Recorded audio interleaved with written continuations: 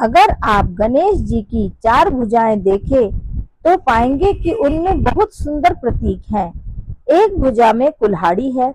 यह ज्ञान की कुल्हाड़ी है जिससे हमें अपने विकारों, अपनी नकारात्मकता और अपने पुराने बुरे कर्मों को समाप्त करना है। दूसरे हाथ में रस्सी है। संदेश यह है कि ज्ञान का हम उपयोग करें, ध्यान करें, लेकिन धारणा तभी होगी जब जीवन में अनुशासन होगा। संयम, नियम के बिना धारणा नहीं हो सकती। जो अपने जीवन को मर्यादाओं की रस्सी में बांधना है।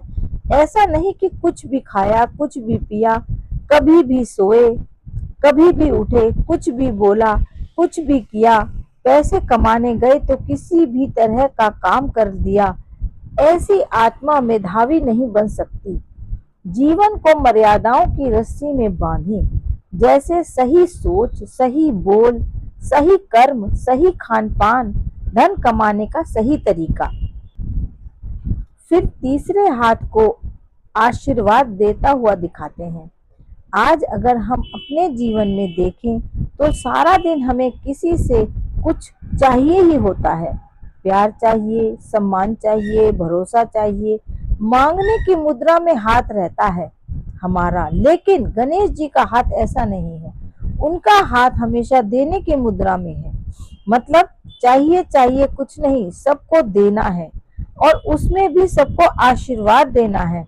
मतलब कोई भी आत्मा आए, कैसे भी संस्कार हो, कैसा भी व्यवहार हो, वो अपने संस्कार लेकर आएंगे, वो अपने कर्म करेंगे, लेकिन हमसे उनके लिए सिर्फ और सिर्फ शुभ भावना, अच्छे शब्द और आशीर्वाद ही निस्सृत होंगे। फिर चौथे हाथ में मोदक है। अध्यात्म को अपने जीवन में लाना तो सहज है, लेकिन लापरवाह होकर यह नहीं हो सकता। मोदक बनाने में बहुत मेहनत लगती है।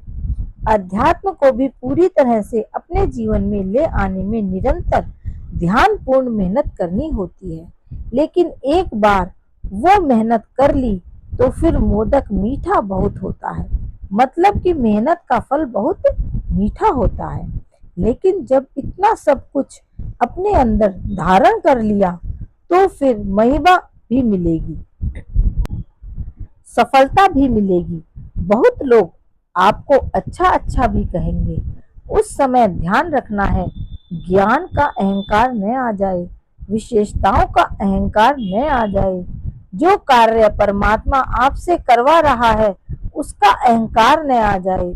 तो मोदक बन तो जाता है, मीठा भी बहुत है, लेकिन गणेश जी उसको खाते नहीं हैं, केवल हाथ में रखते हैं। इसका अर्थ यह है कि सफलता मिलेगी, लेकिन उसके अहंकार को स्वीकार नहीं करना है, उसको सिर्फ हाथ में रखना है।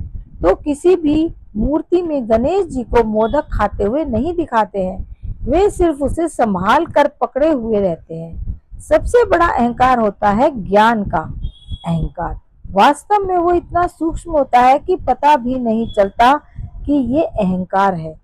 तो गणेश जी हमें जीवन जीने का तरीका सिखाते हैं। जो आत्मा ये सब कुछ कर लेती है उसको विघ्न विनाशक कहते हैं।